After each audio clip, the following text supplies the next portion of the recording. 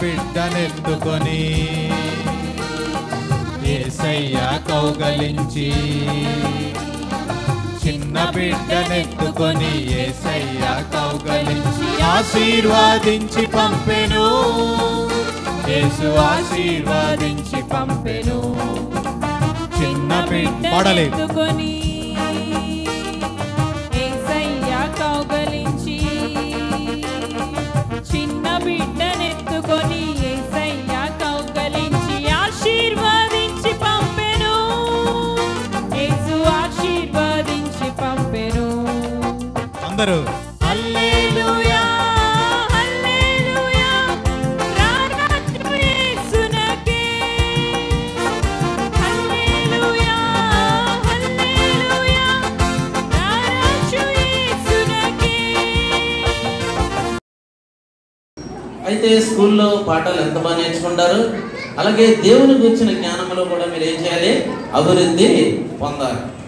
అయితే మనకి ఇక్కడ చక్కగా ఒక అమ్మాయి, చక్కగా ఉన్నటువంటి ఒక అమ్మాయి గురించి 5 సంగతులు మనం తెలుసుకుందాం.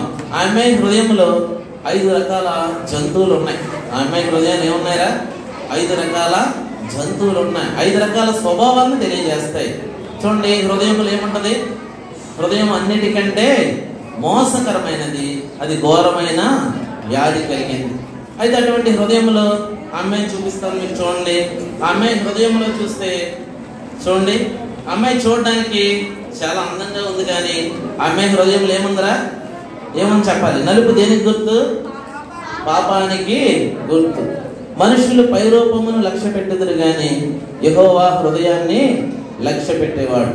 అయితే క్రైస్తవులముగా, దేవుని ఎరిగిన వారముగా, చిన్న బిడ్డలముగా మనం పైకి చూడడానికి ఎలా ఉన్నాం అనేది కాదు, కానీ మన హృదయంలో ఎవరుండాలి? పాపము ఉండకూడదు. చూడండి, ఇక్కడ చూస్తే ఈ అమ్మాయి పైకి ఎంతో చక్కగా కనబడుతుంది, అందంగా కనబడుతుందా లేదురా? కానీ ఆ అమ్మాయి హృదయంలో ఏముంది చెప్పండి? పాపం ఉంది, దేవునికి ఇష్టమైన కార్యాలు లేవు. అయితే ఈ అమ్మాయి హృదయంలో ఇంకా ఏమేమి ఉన్నాయో చూద్దాం. మొదటిది చూడండి, ఏముందిరా అమ్మాయి హృదయంలో? చెప్పాలి, ఏముంది? పంది. ఏముంది చెప్పండి? పంది ఎక్కడ ఉంటుంది? అడవుల్లో ఉంటుందా? Very good. బురదలో కూడా ఉంటుంది. అయితే ఈ అమ్మాయి హృదయంలో పంది ఉంది. ఈ పందికి ఒక పేరు. ఏ పంది అంటే ఇది చెప్పండి? స్వార్థపు పంది. ఏ పంది? స్వార్థపు పంది. ఈ అమ్మాయి చక్కగా అందంగా కనబడుతుంది, కానీ మనం చూపించిన అమ్మాయి, ఆ అమ్మాయి హృదయంలో ఏముంది? స్వార్థం ఉంది. ఏముంది? మరి మీలో ఎవరిలోనూ స్వార్థం ఉందా? చెప్పండి. స్వార్థం అంటే ఎంతసేపు మన గురించి మాత్రమే మనం ఆలోచించుకోవడం, ఇతరుల గురించి మనం ఆలోచించం. చిన్నపిల్లలుగా మనం చిన్ననాటి నుండి ఏం చేయాలి? మనతో పాటు ఇతరుల గురించి కూడా ఆలోచించాలి. నీకు 2 పెన్సిళ్ళు ఉన్నాయనుకోండి, నీ పక్కన వాడికి పెన్సిల్ లేదు రాసుకోవడానికి, ఏం చేయాలి? గబగబా పెన్సిల్ దాచుకోవడం కాదు, ఆ పెన్సిల్ పక్కన వాడికి ఇవ్వాలి. అలా స్వార్థం అనేది లేకుండా హృదయాన్ని మనం నింపుకునే వారముగా ఉండాలి. చూసారా, ఈనాడు చిన్నపిల్లలు అనేక మంది హృదయాల్లో చిన్నప్పటి నుంచి ఏముంటుందండి? ఇక్కడ స్వార్థం లేని వాళ్ళు ఉన్నారా? చెప్పండి, ఎవరు ఉన్నారా? చేతులు ఎత్తండి. పిల్లలు ఉన్నారా? చూసారా, ఈ హృదయంలో, అమ్మాయి హృదయంలో ఏముంది? స్వార్థం ఉంది. స్వార్థం అనేది ఒక పాపం. చూద్దాం ఇంకా త్వరగా. రెండవది, అమ్మాయి హృదయంలో ఇంకా ఏముందంటే చూడండి, ఇక్కడ ఏముంది? ఏం కనబడుతుంది? చూడాలి, సింహం కనబడుతుంది. ఏం కనబడుతుంది? సింహం. ఈ సింహానికి ఏమి ఎక్కువ? కోపం ఎక్కువ. కోపముతో ఉన్న సింహం. ఏ సింహం ఇది? కోపముతో ఉన్న సింహం.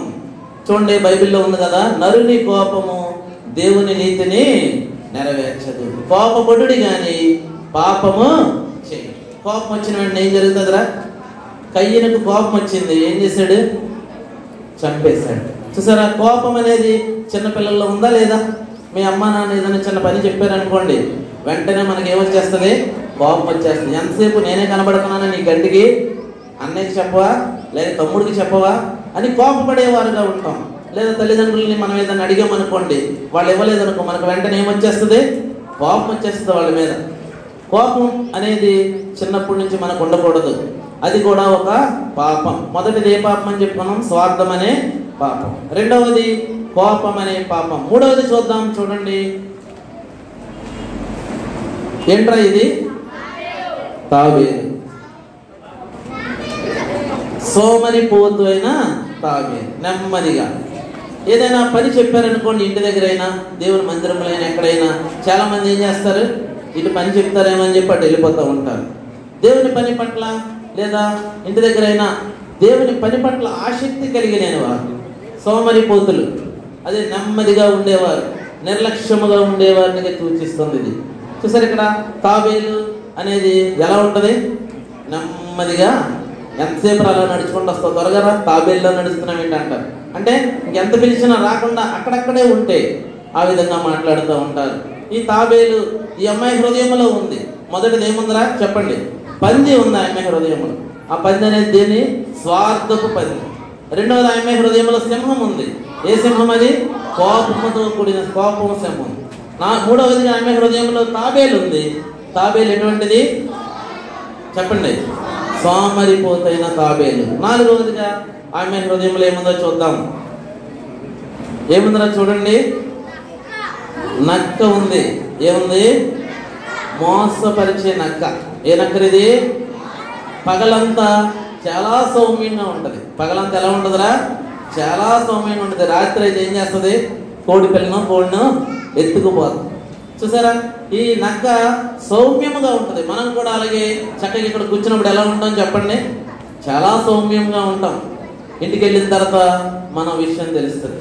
చూసారు ఇక్కడ నక్క, ఆమె హృదయంలో ఆ పాప హృదయంలో ఏముంది, నక్క ఉంది. నక్క అనేది మోసపరిచే స్వభావం. చూసారా, తల్లిదండ్రులు పిల్లలు, మీరు తల్లిదండ్రులు ఏం చేయకూడదు, మోసం చేయకూడదు.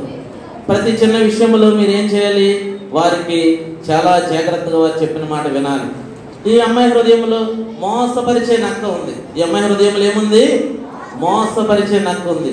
ఐదవది చూద్దామా, ఈ అమ్మాయి హృదయంలో ఏముందో, ఏముంది చెప్పండి, నెమలి ఉంది. ఏముంది, నెమలి. నెమలి ఇది ఎలాంటి నెమలి అంటే గర్వంతో కూడిన నెమలి. మనకేముండకూడదు, గర్వం ఉండకూడదు. మన తల్లిదండ్రులు ఎంత మంచి స్థితిలో ఉన్నా, లేదా మనకి ఎంత డబ్బులు ఉన్నా, లేదా మనకి ఎంత ఆస్తి ఉన్నా, లేదా మనకున్న మంచి బట్టలు ఉన్నా, సరైన బట్టలు వేసుకోవడం చూసి మనం నవ్వకూడదు. సరిగా లేని వారిని చూసి మనం తక్కువగా చూడకూడదు. గర్వం అనేది నాశనమునకు ముందు ఏముంటుంది, గర్వం ఉంటుంది. గర్వం అనేది ఉండకూడదు. ఈ అమ్మాయి హృదయంలో గర్వం ఉంది. మొత్తం 5 వచ్చినాయి. మొదటిది చెప్పండి, ఆమె హృదయంలో ఏముంది, పంది స్వభావం. పంది అంటే స్వార్థముతో కూడిన పంది. స్వార్థం అనేది ఉండకూడదు మనకి. రెండవది సింహం ఉంది. ఎటువంటి సింహం, కోపముతో కూడిన సింహం. కోపం, ప్రతి చిన్న విషయానికి కూడా కోపపడే స్వభావం. కోపం అనేది మనకు ఉండకూడదు, అది ఒక పాపం. మూడవదిగా సోమరిపోతైన తాబేలు, పని పట్ల శ్రద్ధ లేనివారు. దేవునికి ఎవరిష్టం రా, ఖాళీగా కూర్చున్న వాళ్ళు ఇష్టమా? యేసయ్యకి ఎవరిష్టం, పని చేసేవారే ఆయనకి ఇష్టం. చూసారా, నాలుగవదిగా ఏముంది చెప్పండి, నక్క. ఏ నక్క, మోసపరిచే నక్క. చూసారా, అది సౌమ్యముగా కనబడుతుంది కానీ దాని స్వభావం ఏంటి, మోసపరచడం. ఐదవదిగా మనం చూసింది ఏంట్రా, నెమలి. ఎటువంటి నెమలి, గర్వంతో కూడిన నెమలి. మనం దేవుని ఎరిగిన వారంగా మనకేముండకూడదు, గర్వం ఉండకూడదు. మంచి మార్కులు వచ్చినా, లేదా మంచిగా చదువుకున్నా, లేదా మంచి బట్టలు ఉన్నా, మంచి ఇల్లు ఉన్నా, ఎలా ఉన్నా కానీ మనం ఎలా ఉండాలి, అణుకువగా నెమ్మది కలిగి ఉండాలి. ఈ అమ్మాయి హృదయంలో ఇవన్నీ ఉన్నాయిరా. ఈ అమ్మాయి హృదయంలో ఇవన్నీ ఉన్నాయి. మీ హృదయంలో ఉన్నాయా? ఎంతమంది హృదయంలో ఉన్నాయి చేయొద్దండి. లేవా? అయ్యో, అయితే మీ ఇక్కడ ఎవరు పాపం చేసిన వాళ్ళు లేరన్నమాట. లేరా? అసూయ లేదా, స్వార్థం లేదా చెప్పండి. అయితే ఈ అమ్మాయి హృదయంలో అవన్నీ ఉన్నప్పుడు అమ్మాయి చూడడానికి చక్కగా కనబడినప్పటికీ ఆ అమ్మాయి హృదయం దేనితో నింపబడిందిరా, పాపముతో నింపబడింది. సిన్స్ ఇన్ ద హార్ట్, హృదయంలో ఉన్న పాపాలు. ఇవే కాదు, హృదయంలో ఇంకా ఎన్నో పాపాలు ఉన్నాయి. మానవుణ్ణి ఎక్కడికి తీసుకెళ్తారు? పాపం. పాపం వల్ల వచ్చే జీతం మరణం. మరణానికి తీసుకెళ్తాయి. అయితే ఈ మరణానికి తీసుకెళ్లకుండా యేసుక్రీస్తు ప్రభు వారు ఈ లోకానికి వచ్చారు. మనందరి పాపాల కొరకు ఆయన ఏం చేశారా? ఏం చేశారు చెప్పండి? మరణించారు, కలువరి సిలువ ఎక్కారు. నీవు నేను చేతులతో, కాళ్ళతో, తలంపులతో చేసిన పాపాలకు బదులుగా ఆయన శరీరంలో ఉన్న ప్రతి అవయవం మీద ఆయన భారం భరిస్తూ వచ్చాడు. అవయవం నలగొట్టబడుతూ వచ్చింది. అయితే యేసయ్యని ఇప్పుడు మనం ఏ అమ్మాయి ఎప్పుడైతే ఈ అమ్మాయి అంత అందంగా ఉన్నా ఆ అమ్మాయి హృదయంలో పాపం ఉండడం వల్ల దానివల్ల ప్రయోజనం ఉందా? చెప్పండి, ఉందా? లేదు. అయితే మనం కూడా ఎంత మంచిగా పైకి కనబడినా మనలో పాపం ఉంటే ఎక్కడికి వెళ్తాం చెప్పండి? మనలో పాపం ఉంటే ఎక్కడికి వెళ్తాం? నరకానికి వెళతాం. అందువల్ల ఇప్పుడు గడిచిన 4వ లెసన్ జరుగుతుంది. మెయిన్ లెసన్స్ 4 అయినాయి, క్లోజింగ్ లెసన్ 4వ లెసన్. అయితే ఈ పాపము గురించి ఎంతగానో చెప్పబడుతూ వస్తుంది. ఎవరైనా ఇక్కడ ఉన్న వాళ్ళు ఎవరైనా యేసయ్యను హృదయంలో చేర్చుకున్నారా? చేర్చుకున్నవారు ఇక్కడ VBSకి వచ్చాక చేర్చుకున్నవారు ఎవరైనా ఉన్నారా? ఎవరు లేరా? VBSకి వచ్చిన తర్వాత ఈ 4వ రోజు యేసయ్యని హృదయంలో చేర్చుకున్న వాళ్ళు ఎవరైనా ఉన్నారా? ఆ అమ్మాయి చక్కగా అందంగా ఉంది. ఆ అమ్మాయి ఒకవేళ యేసయ్యను హృదయంలోకి చేర్చుకుని ఉంటే ఆ అమ్మాయికి ఉన్న ఈ 5 రకాల పాపాలు ఏమవుతాయి? కనబడవు. యేసయ్య ఎప్పుడైతే వస్తాడో మన హృదయంలోకి ఆ పాపాలు ఏం చేస్తారా? హృదయంలో నుంచి బయటికి వెళ్ళిపోతాయి. ఆయన వెలుగు ఉన్న చోట చీకటి ఉంటుందా? చెప్పండి, ఉంటుందా? ఉండదు. ఆయన వెలుగై ఉన్నవాడు కాబట్టి, ఆయన వెలిగించేవాడు కాబట్టి మన హృదయంలో పాపానికి చోటు ఉండదు. అందువల్ల ఈ 5 రకాల స్వభావం, మొదటిది పంది, స్వార్థపు పంది. రెండవది చెప్పాల్సి సింహం, కోపంతో కూడిన సింహం. మూడవది తాబేలు, సోమరిపోతి అయిన తాబేలు. 4వది నక్క, మోసపరిచే నక్క.